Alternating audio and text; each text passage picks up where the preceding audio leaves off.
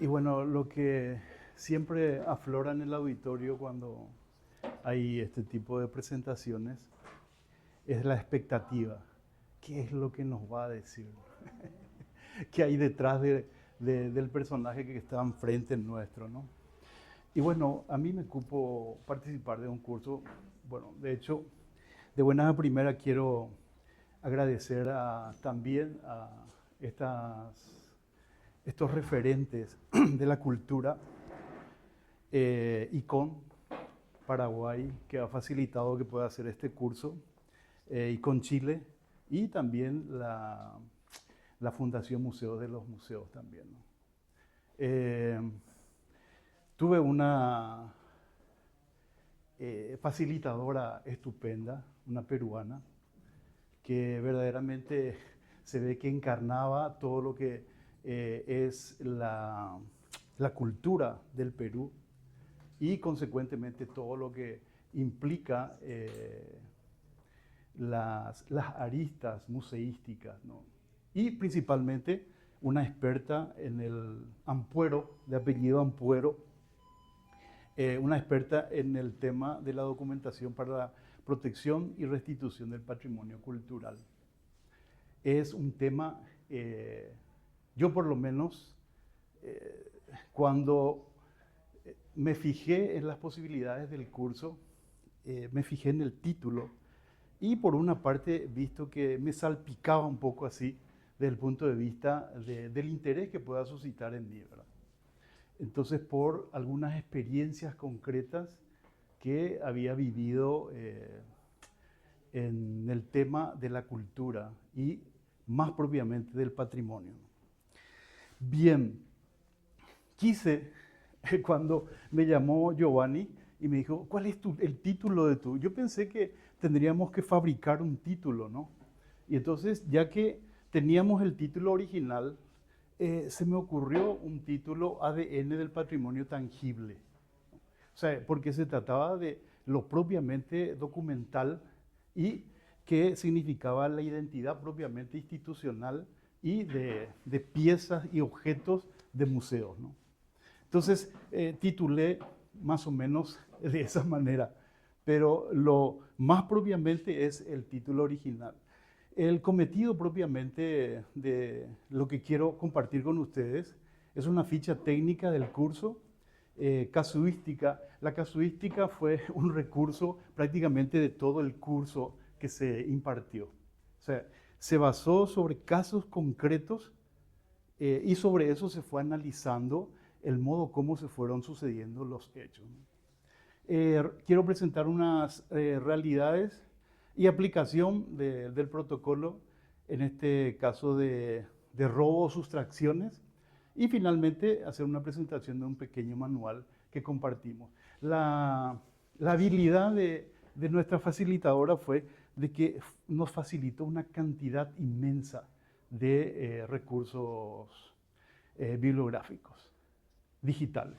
Entonces, quiero partir de este punto del supuesto de la importancia de la documentación. La documentación ciertamente creemos, y yo pienso que todos los aquí presentes vamos a estar de acuerdo en que toda documentación es fundamental. Eso lo llevamos dentro nuestro, ¿no? Tenemos que documentarnos, solemos decir, ¿no? Y consecuentemente tenemos un documento, un CI, que dice quiénes somos. Hay una concordancia entre el documento y el objeto. En este caso, una concordancia entre la cédula de identidad y la persona propiamente, ¿no? Pero tenemos que bajar a la realidad. A la hora de recurrir a lo que tenemos como documento, lamentablemente estamos siempre en déficit. Y en Paraguay, basado un poco sobre las investigaciones previas que pude realizar, tanto a nivel institucional estamos cortos en temas de tener documentados nuestros recursos patrimoniales, ¿no? Entonces, supuestamente la documentación es fundamental, pero no llegamos a cabalidad a cerrar lo que significa propiamente el concepto propiamente de documentarnos o de la documentación propiamente dicha. Creo que con esto hacemos correr. Una ficha técnica, la nominación del curso, el propósito del curso fue brindar las estrategias para afrontar los casos de tráfico ilícito de bienes culturales e incidir en la protección del patrimonio cultural. Ese fue el propósito que ofició como telón de fondo de todo lo que se nos impartió. El objetivo, dotar de herramientas y conocimientos a los participantes sobre la importancia de la documentación para la protección y restitución del patrimonio cultural mueble. Ya mencioné quiénes están como entes organizativos, la impartición de Ampuero, licenciada en arte, que manejó pero brutalmente el auditorio en la que participamos, y la modalidad fue virtual, sincrónico, asincrónico. Yo me inscribí en esta modalidad sincrónica, pero finalmente fui el primero el que estuvo en el auditorio para participar del curso. La temática, estos fueron los cuatro módulos que implicó el curso. La primera clase se focalizó en la protección del patrimonio cultural mueble, en riesgo de afectación, y abordó la cuestión del para qué sirve el documento. ¿Para qué sirve? La clase segunda hizo referencia a las bases de datos compartidos entre instituciones nacionales e internacionales para el monitoreo de bienes culturales sustraídos. Fundamental, ¿no? Fundamental, porque a la hora de lo que pudimos notar en el curso es que a la hora de la sustracción, desaparición de algún tipo de pieza, objeto museístico o de algún tipo de colecciones privadas, siempre se hace referencia a la cuestión de lo que se tiene. La tercera clase estuvo direccionada en temas de documentación para la reclamación, repatriación de bienes culturales en muebles identificados, culturales muebles identificados en el exterior. Sobre esto es lo que voy a centralizar mi presentación, porque va a ser difícil traer a colación todo el contenido propiamente, así como referenció Giovanni. Voy a referirme específicamente sobre un caso concreto que se analizó y sobre la cual tuvimos una tarea. Y la cuarta, se expuso casos prácticos para la difusión de los objetos o materiales sustraídos. Este es el caso concreto que la profesora Ampuero presentó en uno de los casos concretos así, ¿verdad? Se trataba de elaboré una sinopsis de este lienzo de la Virgen de Guadalupe, una pintura del siglo XVII perteneciente al patrimonio cultural del Perú. Los propietarios, el arzobispado de Cusco, y pertenece específicamente al Templo de Santiago Apóstol en la provincia de Urubamba, al norte del Cusco. La sustracción, esta pintura fue sustraída en el 2002 y permaneció desaparecida durante aproximadamente 15 años. 15 años. Investigación y hallazgo, una pista clave para su recuperación fue una fotografía en blanco y negro, la que está abajo. Un medio digital masivo, ojo público. Siempre los medios son un recurso fundamental para tender la mano en el inicio, punta de lanza para la investigación, ¿no? Entonces se lanza al éter una determinada información y empezamos a agarrarnos. Y diseminada la difusión, entonces se toma, las diferentes instituciones toman la posta, ¿no? La recuperación, la obra fue recuperada por el FBI y devuelto oficialmente a las autoridades peruanas en abril del 2022, en una ceremonia realizada en Los Ángeles, en Estados Unidos. Formó parte de un lote de 16 piezas repatriadas que incluían otros lienzos coloniales y de documentos históricos. Impresionante, yo no estaba al tanto, o sea, de hecho que no es mi campo, pero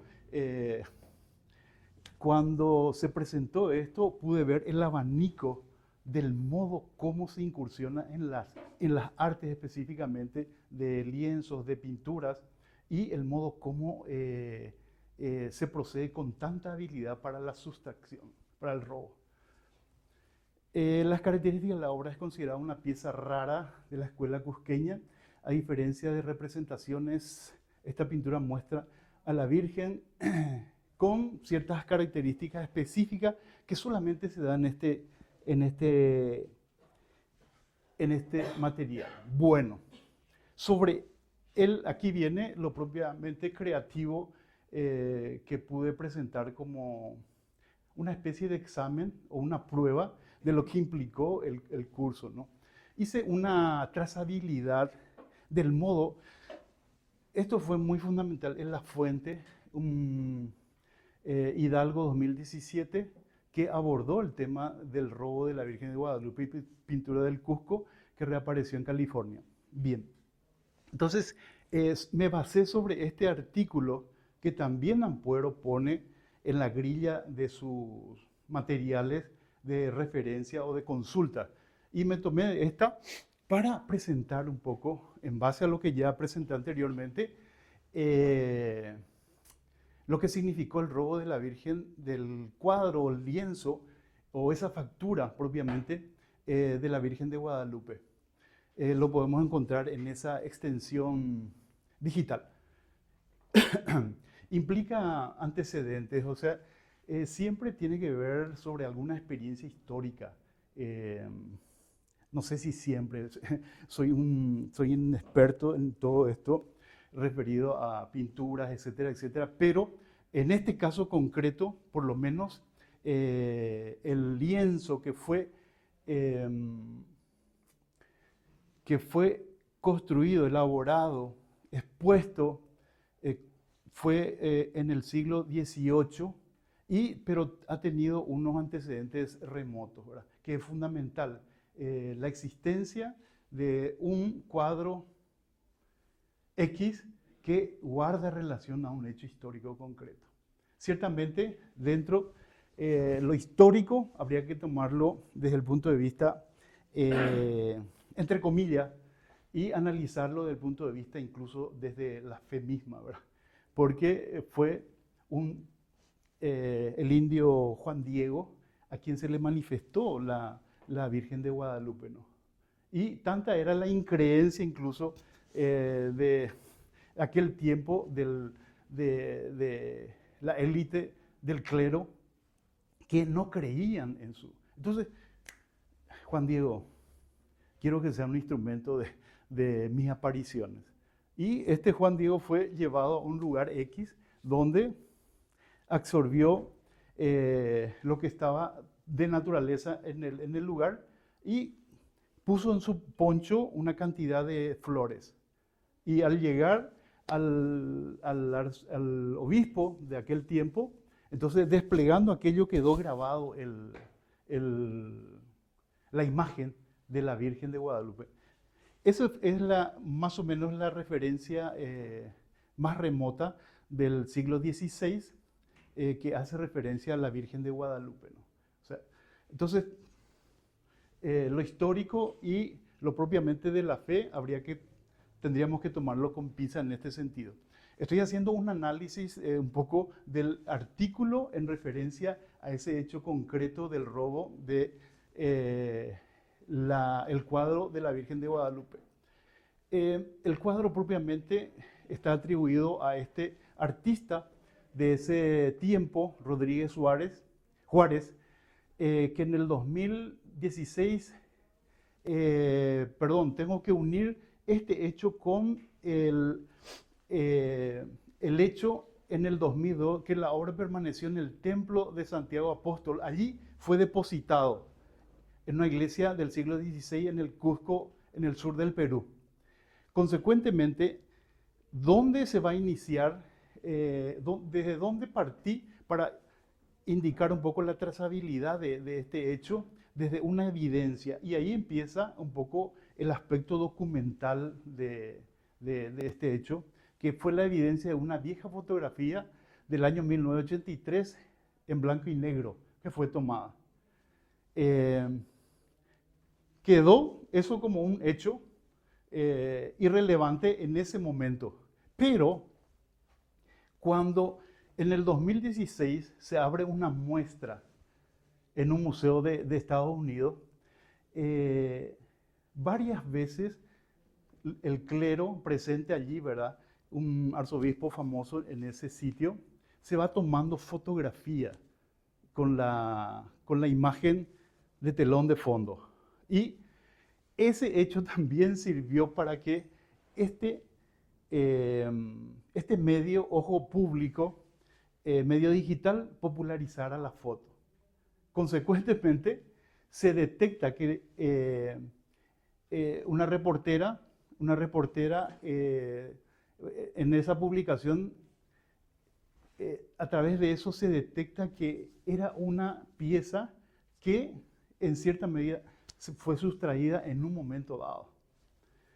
Bien, la pieza a partir de allí pasa por manos de expertos, análisis donde se testifica que que es una pieza auténtica y que fue intervenida varias veces ya, ¿no?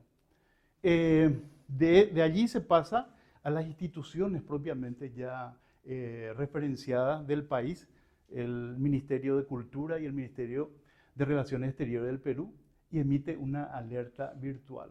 Se va agigantando un poco la investigación, ¿no? Por ese entonces, el FBI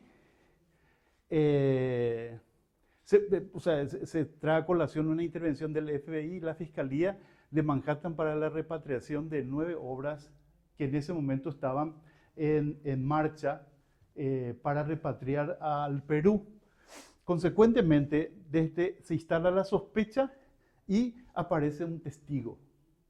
Estoy queriendo unir un poco los hechos y la trazabilidad para ver la importancia del modo como a partir de un documento dado se puede llegar a la ubicación propiamente de algún objeto, pieza, en este caso, un fresco de la Virgen de Guadalupe. Entonces aparece un testigo muy famoso en aquel tiempo, un tal Frederick Truslow, famoso abogado que tenía un negativo de la foto de origen de esa pieza. Aparecen los compradores que fueron engañados en su buena voluntad también. La pieza pertenecía a la diócesis del condado de Orange. Estaba destinada a adornar un nuevo templo católico. En aquel entonces adoptaría el nombre de Catedral de Cristo. Estaba todo programado, ¿no? Pero fíjense que de una exposición pasa a la sospecha, aparece un testigo y consecuentemente se inician los trámites para que una pieza de esta naturaleza verdaderamente pueda tener el camino para que pueda ser restituido en base a la aplicación de instrumentos legales y la aprobación de un juez de Estados Unidos. Las obras fueron enviadas al Perú. Curiosamente, no al templo de donde perteneció de la iglesia del siglo XVI. Actualmente permanece en el Ministerio de Cultura del Perú. Entonces, lo que intenté hacer acá, no sé si logré, es poder presentar un poco de la importancia de la evidencia para que se pueda llegar a dar con la desaparición de cualquier tipo de pieza, de objeto, en este caso, de este material. Bien, quiero avanzar ya. quiero mostrar realidades y aplicación de un protocolo aplicado a Paraguay, porque de hecho que está bien que yo pueda hacer una transferencia tecnológica de conocimiento aquí, pero lo más importante sería cómo podríamos nosotros en Paraguay aplicar esto. Y hay un protocolo propiamente consensuado en América Latina que se puede aplicar para seguir la pista de las cosas desaparecidas.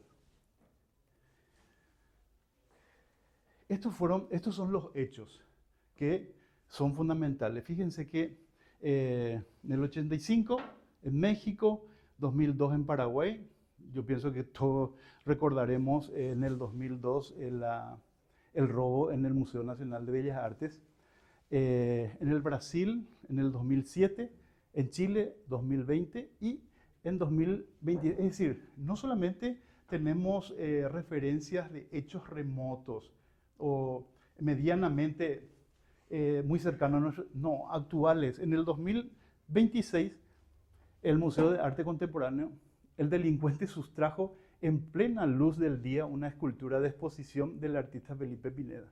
Fíjense, una escultura, no sé, no investigué tanto eso, pero me supongo, por más pequeña de que sea, es algo voluminoso o algo que llame la atención, y a plena luz del día un experto de lo ajeno sustrajo este material. Este es un poco algunos hechos.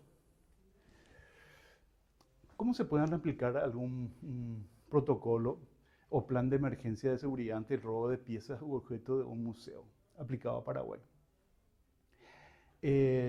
Al comienzo hablé de que de repente estamos cortos en temas de documentaciones, de registro propiamente de los objetos y piezas de museos en Paraguay.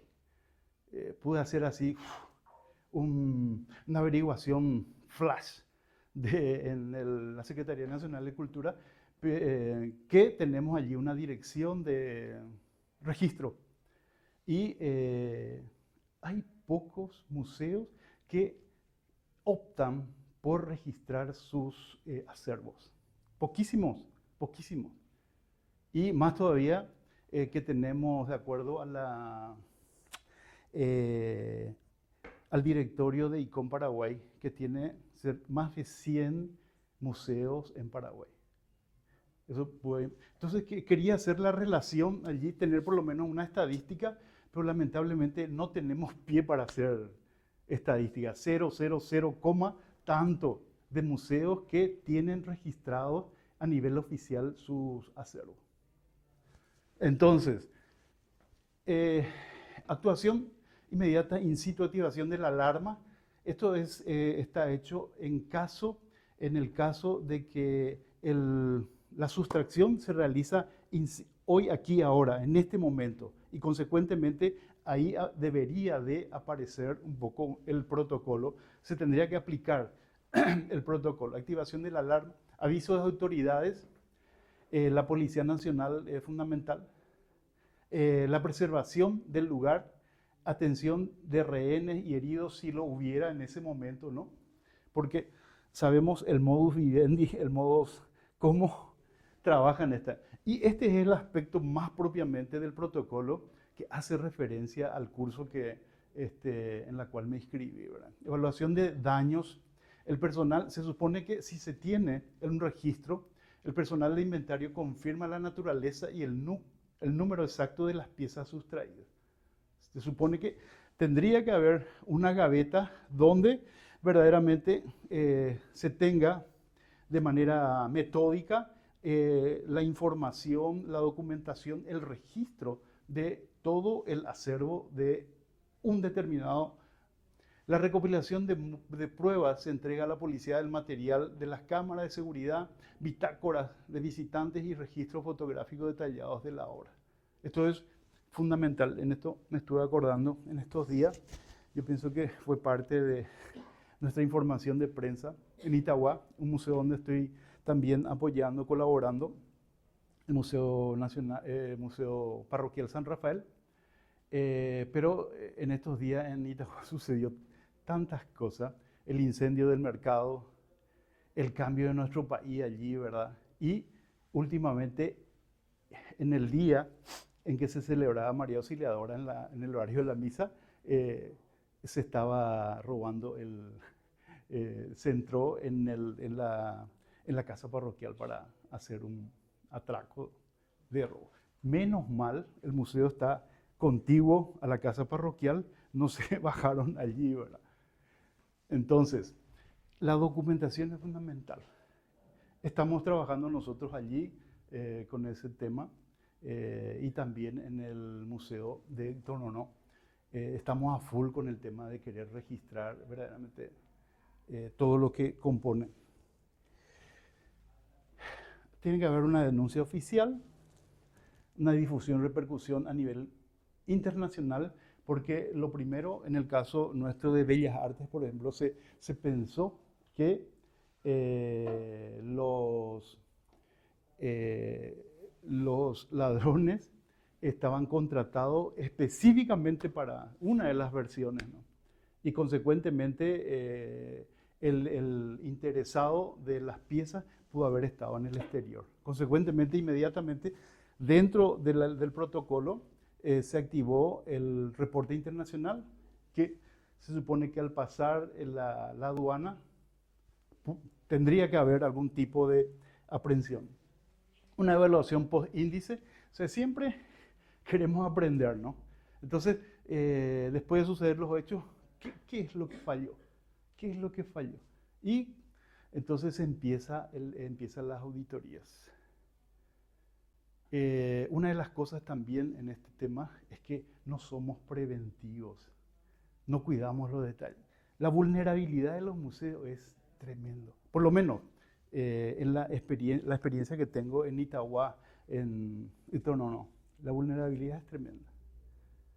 Con un empujón así de puerta puede suceder, que no suceda nunca eso, ¿no? Activación de seguros, eso ya sí se tiene. Todo esto está extractado de Morales Roja, de un manual de prevención de robo en recintos religiosos. Y finalmente, para compartir, es un material estupendo que a mí personalmente, en mi trabajo de apoyo a museos, me sirve enormemente este manual de documentación de colecciones patrimoniales. Creo que el ICON también tiene, no pude profundizar mucho, pero parte del concepto de museo para ir ilustrando un poco al auditorio del modo como gerenciar, gestionar los museos. Porque eso es una de las cosas que nos falta, el modo como, estoy hablando a título de mi experiencia nada más, no de otros museos, lo que falta mucho es el modo como gestionar. Y principalmente sabemos que uno de los déficits por la cual atravesamos siempre es lo económico, ¿no? Más personal. Siempre digo, cuando llegan visitantes, le atiende la persona encargada. Si va a hacer una visita así, algo guiada, deja su puesto dejando, por ejemplo, las puertas abiertas. En ese momento puede ocurrir. Política de colección, registro de colecciones, normalización de vocabulario, un material que a mí me ayuda mucho para... Creo que ahí tenía que poner muchas gracias y me olvidé. Bueno, este curso entonces me ayudó mucho personalmente de cara al trabajo que vengo realizando en apoyo en los museos. Quiero nuevamente agradecer a quienes me otorgaron. Yo no pensé, honestamente, que tenía que estar frente a un auditorio para... ¿Por qué? Y bueno, gracias, no sé si me extendí demasiado en el tiempo. No, también. Súper bien. Bueno, Carlos se refirió a un tema, ¿verdad?, muy candente, que es el tráfico ilícito de bienes culturales, ¿verdad? Que lastimosamente nadie, o sea, ningún país se libra Y en ese sentido es muy interesante que te hayas podido capacitar. Les recuerdo que en la página web del ICOM está la lista roja de bienes culturales robados y que cuando ocurre este tipo de cosas siempre hay que también hacer la denuncia en Interpol. ¿Por qué? Porque Interpol tiene un convenio con el ICOM, ¿verdad? Entonces, Interpol es la policía internacional. Entonces, si por ahí el bien cultural robado salió del país, como dijiste, entonces ya las autoridades de otros países pueden actuar. Acá en Paraguay hubieron ya restituciones, ¿verdad?, de algunos bienes culturales. De hecho, que dos de lo que se sustrajo del Bellas Artes creo que ya... Sí, y también de Cazapá, ¿verdad? Fue restituido. Bueno, exactamente. Del Museo del Día. Excelente. Bueno, en nombre del ICOM, Paraguay. Profe, ¿puedo hacer referencia a algo? Sí, ¿cómo no? Una de las motivaciones también que al inicio hablé, que me indujo a optar un poco por este curso, al ver el título, fue una experiencia concreta que nos cupo vivir en Epané. Fíjense que en el 55, en 1955, tras la demolición del templo, desapareció el retablo de la iglesia. Sí. Fue encontrada por personas muy que aman el arte y la cultura y el arte sacro, cerca de Brasil, en una feria de anticuarios, que fue rescatado justamente de allí otra vez. Vino al museo Juan Siboriano Bugarín. Sí, ahí estuvo mucho tiempo. Mucho tiempo. Sí. Marta Casal Ribeiro de Peroni es una persona a quien se le debe rendir un homenaje. Y a Monseñor Blujaki también, en ese sentido. Rescataron, lo trajeron allí y en tiempo de Monseñor Felipe Santiago Benítez, esa reliquia del siglo XVI pudo volver al templo de Ipané. Entonces a mí me cupo vivir eso. Y detrás de eso la desaparición también del Museo Fray Luis Bolaño, que en ese tiempo también se creó. Eso nada más quería. Excelente, Carlos, excelente. Y bueno, como decía, en nombre del ICOM Paraguay, te hago entrega de este diploma justamente para testimoniar tu aporte a este día. A ver si podés mostrar un poco para el registro.